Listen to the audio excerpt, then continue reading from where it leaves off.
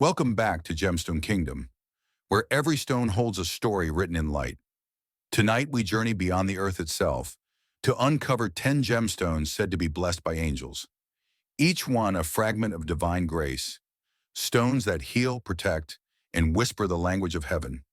Some were found in temples, others in deserts, and one, the final gem, is said to carry the breath of heaven itself. If you feel this might be the beginning of something new, leave a comment saying, "I like this video," so I know you're walking beside me on this path of light. Stay until the end, because the number one gemstone might already be in your hands. Welcome to 10 angelic gemstones, blessed by heaven. They say angels never built temples of stone, but they left stones behind that remember them. Across deserts, cathedrals, and forgotten shrines, some gems still glow as if touched by wings. These are the 10 angelic stones, blessings once scattered across the earth. And the first on our journey tonight is the one born not from earth or fire, but from light itself. Number 10. White opal, the tear that fell from heaven.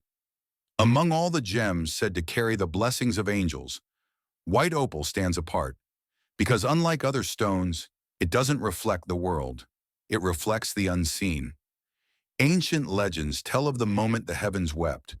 When angels mourned for the sorrows of mankind, their tears fell as rainbows of fire, and where each drop touched the earth, light itself solidified into stone. That stone was white opal, the prism of divine compassion. In ancient Rome, priests of Jupiter called it the eye of the sky. They believed whoever held it could see both truth and illusion, because within its shifting colors, no lie could hide. Meanwhile, in Persian mythology, it was said that lightning became trapped inside opal during a storm, a gift sent from angels to remind humanity that light endures even after thunder. Yet beyond myth lies a geological miracle. White opal forms not in fire, but in silence. From water seeping through sandstone, layer after layer, carrying microscopic spheres of silica. Each sphere bends light like a perfect celestial code, splitting it into every hue of creation. To the trained eye, those dancing flashes, red, blue, violet, are not random. They're patterns of order, nature's memory of the heavens. For centuries, mystics and monarchs believed this gem held the gentlest of angelic powers: purity, forgiveness, and illumination. Those who wore it were said to speak with clarity, dream with peace, and feel protected in moments of despair. It was not a warrior's stone, but a healer's, a light that mends what steel cannot. In medieval Europe, white opal was kept in reliquaries beside sacred relics. Monks wrote that it glowed brighter during prayer, as if answering the voice of faith. In the Renaissance, it became a talisman for artists, poets, and prophets, people who lived half in the world and half in the light beyond it. They said opal didn't reveal the future. It revealed the truth you already carried, but refused to see. Even now, gemologists call its color play the dance of angels. Australian mines yield the finest opals, and their fire can command over $10,000 per carat. But collectors know what they truly hold is not wealth, but reflection. Each opal is unique, a fragment of heaven refracted through imperfection. And maybe that's why angels chose it, because perfection never teaches us, but beauty born from fracture does. It's said those blessed by white opal gain 3 gifts: intuition, peace, and grace. Intuition to sense truth beyond words, peace to accept what cannot be changed, and grace to forgive themselves enough to begin again. If this radiant stone caught you by surprise, leave a comment below. Tell me whether you believe blessings come from faith or from the earth that remembers where heaven once touched it. Because one question remains: when light itself chooses to rest, does it sleep in the sky or inside the heart of stone? Some stones carry memory, others carry messages. Among the 10 gems said to be blessed by angels, one was whispered to hold a voice, soft, calm, and ancient, a bridge between earth and sky. Number 9. Celestite, the choir stone of heaven. In the oldest cathedrals of Europe and the quiet deserts of Syria, a pale blue stone was once placed at the center of every altar. It didn't shimmer like diamond or gleam like sapphire. It simply glowed, as if lit from within by a sky that never ended. That stone was Celestite, known since antiquity as the choir stone of heaven. Its name comes from celestis, Latin for celestial. To early theologians, it was the stone of voices, the point where human prayer and angelic resonance met halfway. When light touched it, people claimed to hear faint harmonics, a crystalline hum, like distant choirs carried by wind. Ancient monks called it vox colorum, the voice of heaven. In Mesopotamia, fragments of celestite were buried beneath temple floors so the gods could hear the earth breathe. In Christian mysticism, it was believed that the archangel Michael placed a shard of the stone within every faithful heart. To remind humankind that courage does not roar, it resonates. But beyond legend lies a secret of structure. Celestite forms in sedimentary rock, where salt water evaporates and leaves behind perfect crystals of strontium sulfate, delicate, weightless, impossibly pale. Each crystal is tuned, atom by atom, to scatter light and amplify vibration. That's why when struck softly, it rings. A mineral singing bowl shaped by time itself. Those who keep celestite close are said to receive three angelic blessings: clarity, communication, and calm. It clears the mind of noise, opens the throat to truth, and restores the heart's original rhythm, one that beats not in fear but in faith. Healers call it the translator's stone, believing it helps mortals understand divine guidance that normally comes only as intuition. In the 18th century, sailors carried celestite on long voyages. They called it sky stone, a reminder that even when storms raged and the sea grew black, the heavens above were still blue, even if hidden. And in times of war, mothers in Sicily placed celestite crystals in their children's cradles, whispering, "Sleep with angels, wake in light." Today, specimens from Madagascar and Libya are among the purest, their crystals transparent as frozen sky. Collectors prize them not for carat, but for serenity, for that impossible stillness that makes the mind exhale. Because in a world that shouts, celestite teaches us to listen. To those who believe, it's not a gem of fortune or fame. It's a reminder that heaven's language was never thunder, but harmony. If this celestial stone surprised you, leave a comment below. Tell me whether you think peace is given by heaven or found by those who finally learn to listen. Because one question remains: if angels truly sing, would their voices echo in the air above us, or in the stone still humming beneath our feet? If celestite was the voice of heaven, then the next stone was said to be its wings, a gem so radiant its surface shimmered like feathers in motion.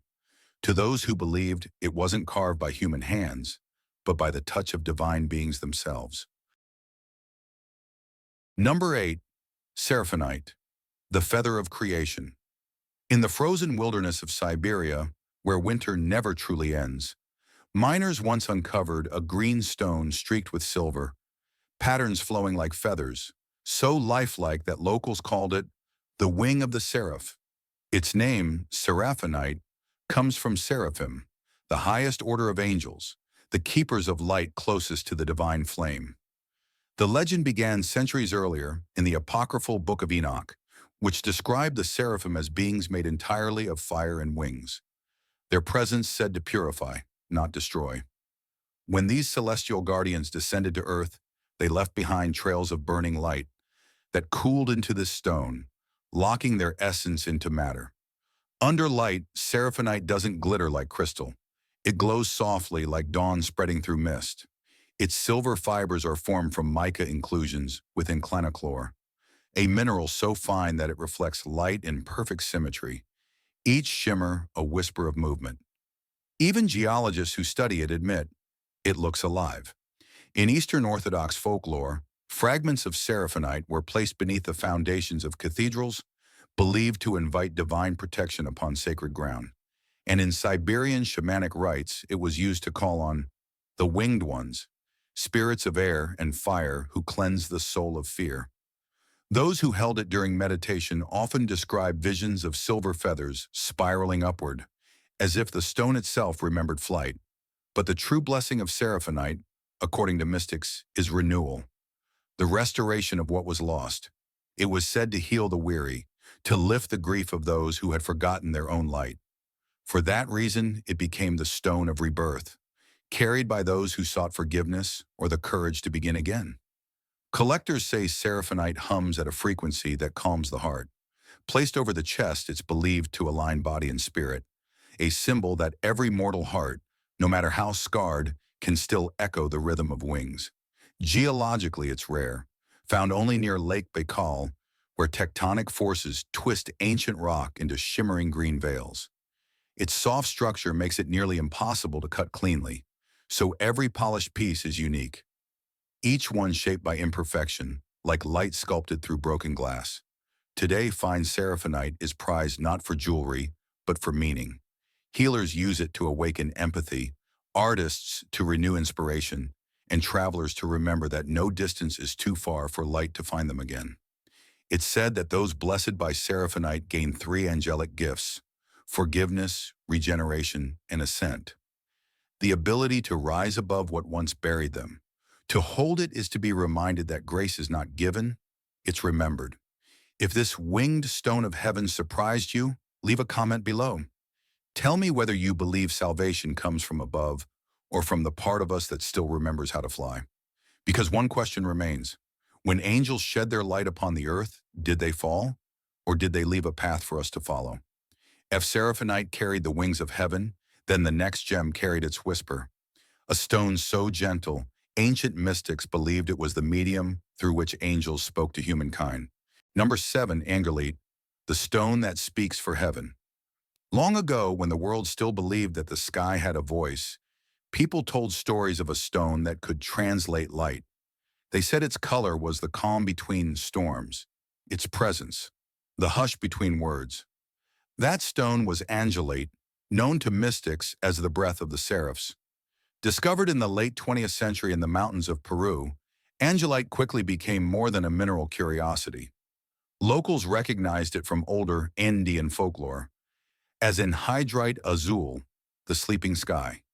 According to their legend, when the first angels descended to watch over humankind, their voices were too powerful for mortal ears.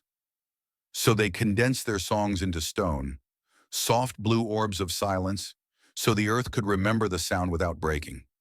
Geologically, Angelite is anhydrite transformed by time and pressure, formed when water evaporates from gypsum deposits, leaving behind compact layers of pale blue crystal.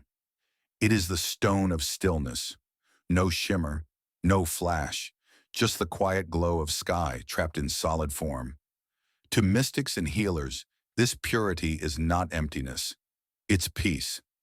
Angelite is said to connect the heart, the throat, and the crown, three gates between emotion, voice, and understanding. When aligned, it allows one to speak truth with compassion, a quality as rare as the stone itself. During the Middle Ages, fragments of pale blue anhydrite were sealed into the handles of abbots, staffs, and choir stands. Monks believed it carried the echo of angelic harmony, helping them chant in perfect unison during evening vespers. And in early Christian alchemy, it was called the crystal of the Annunciation, a vessel for divine messages, invisible yet felt. Even now, those who work with Angelite claim it alters space itself.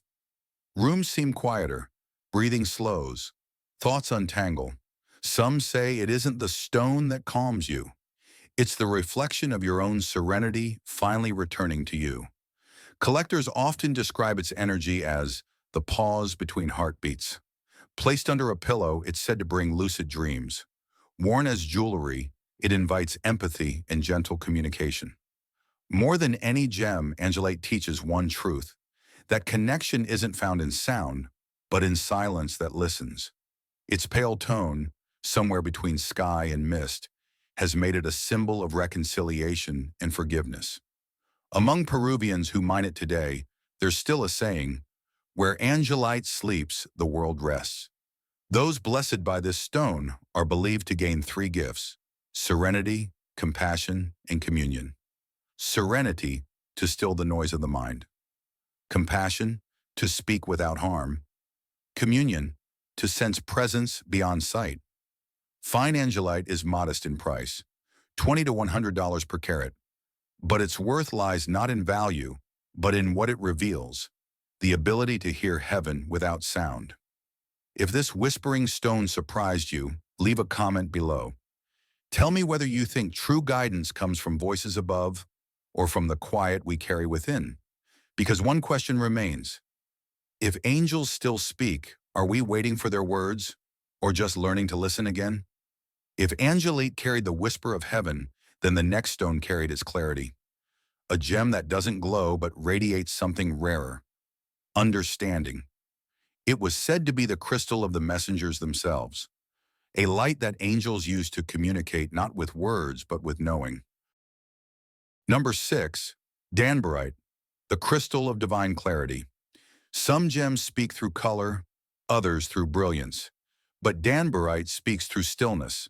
It's one of the few crystals ancient mystics claimed could hold the frequency of an angel's thought, pure, transparent, untouched by shadow, a light that seems to reason rather than shine.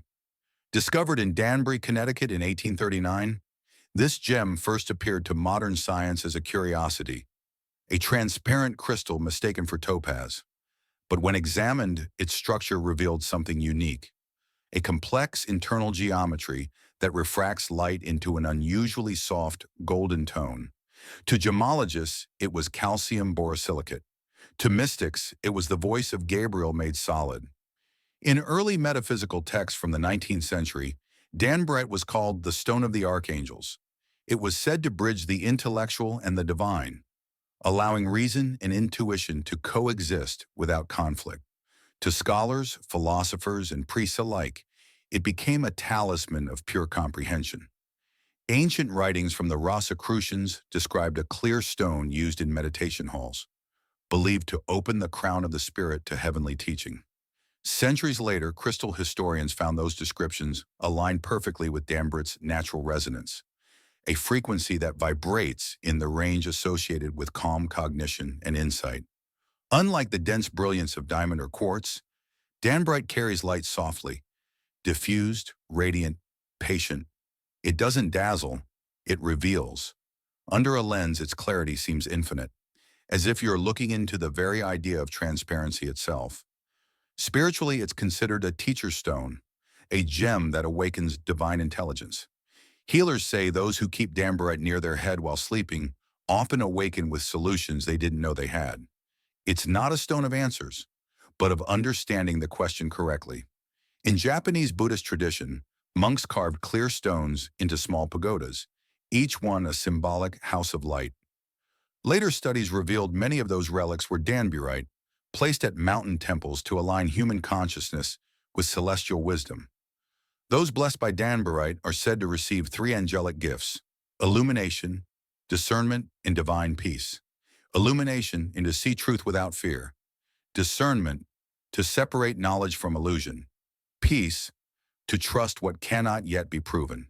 Though it remains relatively affordable, $100 to $500 per carat, its true value lies beyond market, a clarity that cleanses the mind as light cleanses glass. Collectors call it a thought made visible. To scientists, it's a transparent silicate. To seekers, it's the very bridge between intellect and faith. And perhaps that's why angels were said to favor it, because light, when patient enough, becomes wisdom. If this crystal of clarity surprised you, leave a comment below. Tell me whether you think enlightenment is given or earned through reflection.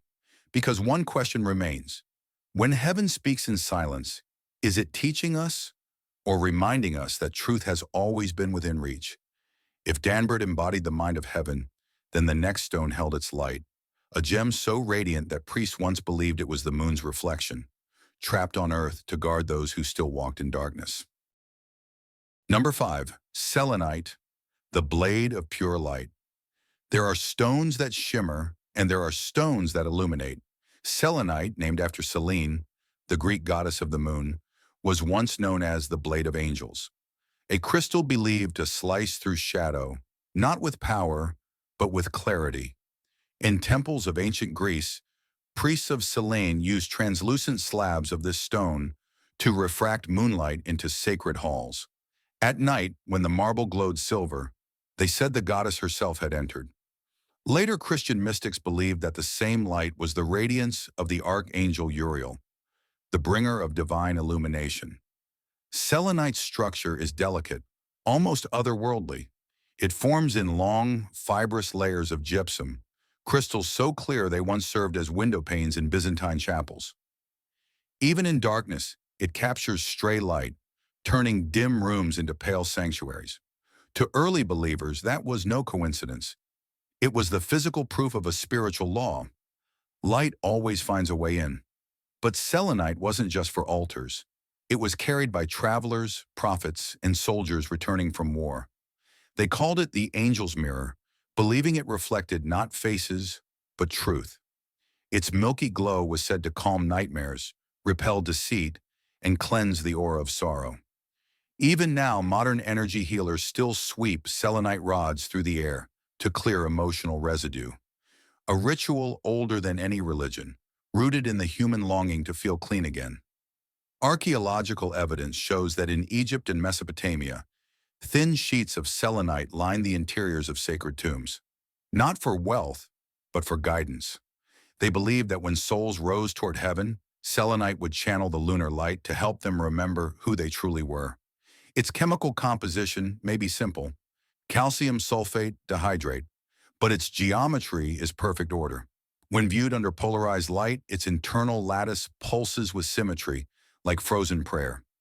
Perhaps that's why every culture that found it associated it with purification and divine presence. To those who wear or meditate with selenite, 3 angelic blessings are said to unfold: clarity, cleansing, and connection. Clarity, to see yourself without distortion. Cleansing, to release what no longer belongs. Connection, to touch the higher frequencies of faith and light. Collectors prize it not for rarity.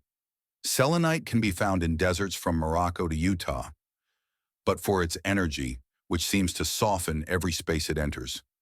Place it under light, and it becomes a lantern without flame. Hold it to your heart, and it quiets what chaos remains. Its price is modest, its power quiet, and perhaps that is its true miracle. A reminder that the holiest things rarely shout. If this moonlit stone surprised you, leave a comment below. Tell me whether you think purity comes from heaven's gift or from the courage to face your own reflection. Because one question remains: when light cuts through darkness, does it destroy it or simply show what was always there? If selenite was the blade that cut through darkness, then the next gem was the heart that forgave it. A crystal said to be born from the compassion of angels themselves. A reminder that love, when divine, heals even what time cannot. Number 4, Morganite, the gem of divine compassion. Among all the stones said to carry heaven's blessing, Morganite is the one that feels most human. Its color, soft rose, sometimes tinged with peach, looks almost like the first blush of dawn after a long night. And for centuries, that's exactly what it represented: the rebirth of tenderness after pain. Geologically, Morganite is a pink variety of beryl, a cousin to emerald and aquamarine, colored by traces of manganese that tint its lattice like diluted sunlight. It's one of the few gems that seems to emit light rather than reflect it, a glow that feels alive, not seen. To ancient mystics, that was no optical trick. It was a sign of divinity dwelling within matter. Legends trace Morganite back to the Roman Empire, where it was called the heart's lantern. Soldiers departing for war wore it on chains, believing it kept the warmth of loved ones alive in their chest. If the gem cracked or dulled, they said an angel had taken the blow meant for their heart. In early Christian mysticism, Morganite was the stone of Raphael, the healing archangel. It was said to reconcile soul and body, teaching that love without compassion becomes pride, and compassion without love becomes sorrow. Monks carried it in rosaries carved from desert cedar, whispering prayers of mercy as its glow caught candlelight. But Morganite's blessing wasn't limited to faith. Throughout history, it's been called the stone of emotional resurrection. Victorians used it in mourning jewelry, not to lament loss, but to celebrate enduring affection beyond death. In the 1900s, when Tiffany and Company reintroduced it to the modern world, they named it after financier and collector J.P. Morgan. Yet its older title remained the Angel's Heart. To healers, the gem radiates energy of gentle courage, the power to open oneself to love again after heartbreak. It's said those blessed by Morganite gain three angelic gifts: healing, harmony, and grace. Healing, to forgive without forgetting. Harmony, to love without control. Grace, to see beauty even in endings. Its rarity rivals aquamarine, with fine pink crystals from Madagascar fetching over $800 per carat. But collectors insist that its worth cannot be measured by clarity or size, only by the light it stirs in the beholder. To them, Morganite is not jewelry, it's an emotion in solid form. In quiet moments when held to sunlight, the stone almost breathes. A pulse of rose and gold, as if some fragment of the angelic heart still beats within it. Those who wear it say they feel calmer, more willing to forgive, less afraid to begin again. Maybe it's coincidence. Maybe it's memory, the echo of a blessing that never left the earth. If this gentle stone of compassion surprised you, leave a comment below. Tell me whether you think true healing comes from heaven's mercy or from our own willingness to forgive. Because one question remains: when angels teach us to love again, is it they who heal us? Or are they reminding us that we were divine all along? If Morganite was the heart of heaven, then the next gem was its crown, a violet flame that has watched over prophets, kings, and dreamers. The stone said to hold the wisdom of angels and the memory of divine thought itself. Number 3. Amethyst, the crown of spiritual clarity.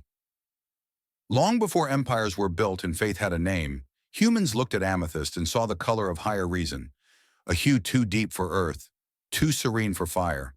They believed it wasn't born from soil or flame, but from the breath of the heavens condensing into crystal form. The earliest known amulets, carved over 5,000 years ago in ancient Egypt, were made of violet quartz set into golden crowns. Priests believed the gem aligned human thought with the will of the gods, and that whoever wore it would speak only truth. Centuries later, the same belief passed to Greek philosophers, who saw in its color the bridge between passion and logic, the meeting point of human and divine reason. The name amethystos means not intoxicated. To the Greeks, it was a charm against confusion, a reminder that clarity was the highest form of power. But Christian mystics saw deeper meaning. They called it the stone of the Spirit, the gem that once adorned the breastplate of Aaron, the high priest of Israel, representing divine wisdom and protection. In early monasteries, bishops wore rings crowned with amethyst, not for vanity, but for vigilance, a symbol that power must never cloud judgment. Under candlelight, its facets glowed like frozen flame, the perfect balance between restraint and illumination. Geologically, amethyst is quartz colored by iron impurities, its purple hue intensified by radiation within the earth. But mystics saw purpose in that imperfection. They said the gem absorbed the planet's pain, transmuting it into light. Every fracture inside an amethyst crystal is, in truth, a scar that learned to shine. For centuries, it's been linked to Archangel Zadkiel, the angel of mercy and transformation. Zadkiel's violet flame, according to sacred lore, purifies thought, releasing guilt and fear. That's why amethyst became the guardian stone of meditation, carried by monks, seekers, and mystics who sought peace not in the world, but within themselves. Those who wear it are said to receive three angelic gifts: clarity, transmutation, and serenity. Clarity, to see beyond illusion. Transmutation, to turn pain into purpose. Serenity, to rest in the knowledge that all paths lead home. Modern science measures it by transparency and saturation. The richest specimens from Siberia and Zambia, valued at over $1,000 per carat. But the true worth of amethyst has never been in its price. It's in its constancy, a gem found in both royal crowns and monks' rosaries, equal in meaning, unequal in purpose. Even today, when light passes through a perfect amethyst, it scatters into bands of violet and silver, like thought meeting faith halfway. Perhaps that's why it was placed atop crowns, to remind rulers that intellect without virtue is as blinding as darkness without stars. If this violet stone of clarity surprised you, leave a comment below. Tell me whether you think wisdom is given from above or earned by those who learn to face their own shadows. Because one question remains. When angels grant us clarity, do they open our eyes or teach us to see through the dark? If amethyst carried the mind of heaven, then the next gem carried its healing touch. A stone said to be placed by angels at the feet of the weary, where pain met mercy and sorrow found stillness. Number 2, Lepidolite, the stone of angelic healing. There is a kind of beauty that doesn't demand attention. It soothes rather than dazzles. Lepidolite is that kind of beauty, a lilac stone that gleams like the inside of a quiet dawn. To geologists, it's a lithium mica, a mineral used to calm storms of electricity. To mystics, it's the same element that calms storms of the soul. Legends say that when humankind first learned fear, angels wept not in sorrow, but in compassion. Their tears fell like silver dust, settling over mountains, and where they touched, the ground shimmered with purple light. From that dust, Lepidolite was born, a stone that absorbs pain and returns peace. The ancient Greeks and Egyptians believed it held the breath of Raphael, the archangel of healing. In early healing temples of Thebes, lepidolite powder was mixed with honey and placed over the heart of the sick. It was believed to draw out despair and replace it with calm, a ritual of release, long before medicine had a name. Unlike the brilliance of diamond or ruby, lepidolite's beauty lies in its softness. Its surface shimmers in shifting layers, a texture called chatoyance, where light scatters like feathers under glass. Even its structure is unique, thin, flexible sheets of crystal that can bend without breaking. To scholars of sacred geometry, that became a metaphor, strength through surrender. In Buddhist legend, it was called the Stone of Serenity. Monks meditated with it to dissolve restless thought, believing its violet hue matched the vibration of compassion. Its lithium content genuinely emits a faint electromagnetic field, a scientific echo of the calm so many mystics described. It doesn't numb emotion, it equalizes it. Those blessed by lepidolite are said to receive 3 angelic gifts: tranquility, acceptance, and renewal. Tranquility, to silence the noise within. Acceptance, to see pain not as punishment, but as passage. Renewal, to begin again, even when the heart resists. In the 19th century, lepidolite was mined across Brazil and Madagascar, valued for its soft violet tone. Healers carried polished pieces in pockets and prayer beads, believing that to hold one during grief was to place your pain in an angel's hands. Even now, psychologists who practice crystal meditation use it to steady breathing, slow pulse, and refocus the mind. And in modern gem markets, a single flawless specimen rarely exceeds $100 per carat, because its power was never measured by price, but by peace. Under the microscope, its layers glimmer like scales of light, tiny mirrors overlapping, as if the stone was designed to remind us that healing is not erasing pain, but reflecting it into something gentler. Lepidolite doesn't shout, doesn't blaze. It hums, a lullaby of earth and heaven intertwined. And those who truly listen say it carries the faintest echo of wings in flight. If this tranquil gem surprised you, leave a comment below. Tell me whether you believe healing comes from divine grace or from our own willingness to let go. Because one question remains. When angels reach down to mend a soul, do they touch us with light or teach us how to become it? If lepidolite carried the healing touch of heaven, then the final gem carried its promise. A stone so ancient, mystics said it formed when the first angel took flight. A single tear of joy, falling through eternity, crystallized into light itself. Number 1. Aquamarine, the breath of the divine sea. Among all gemstones said to be blessed by angels, none has traveled through more legends, prayers, and storms than aquamarine. Its name means water of the sea, but to those who believed, it was far more than that. It was the breath of the heavens touching the ocean. In the earliest Christian manuscripts, aquamarine was dedicated to Archangel Gabriel, the divine messenger. the one who carries words from the infinite. Sailors and prophets alike wore it close to the throat, believing it gave them the courage to speak truth and the calm to hear the voice of grace beneath the noise of the world. To the ancient Romans, it was the stone of Neptune, forged from seawater solidified by sunlight. They believed it could calm waves and reconcile enemies because it held both the serenity of water and the brilliance of sky. Before battles, generals cast aquamarine into fountains, praying for clarity in decision and mercy in victory. But its angelic story begins deeper in the age of early mystics. They said when angels first descended to guide humanity, they touched the sea to bless it with remembrance. Where their wings brushed the surface, the water hardened into translucent blue crystals, a bridge between heaven and the depths. Geologically, aquamarine belongs to the beryl family, like emerald and morganite.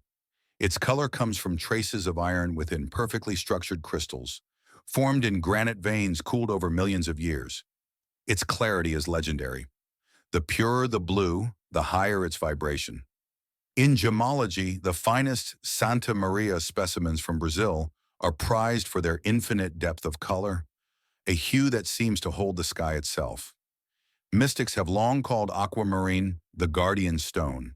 They believed it could harmonize the physical and spiritual, cooling anger, clearing the mind, and protecting the traveler.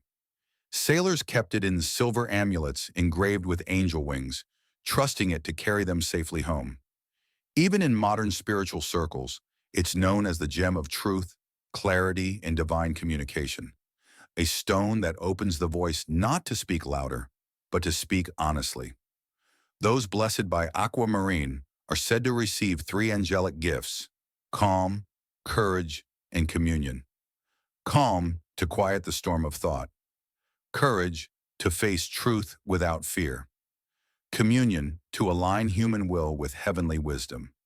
In medieval lore, aquamarine was used by seers to read the future, not by gazing into visions, but by watching light move within its core.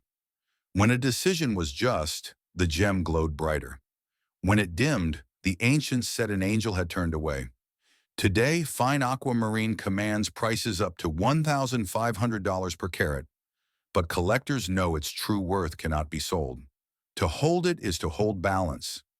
The moment sky meets sea, faith meets logic, heaven meets earth. If this celestial gem surprised you, leave a comment below. Tell me whether you think clarity is a gift from angels or something we uncover once we stop running from silence.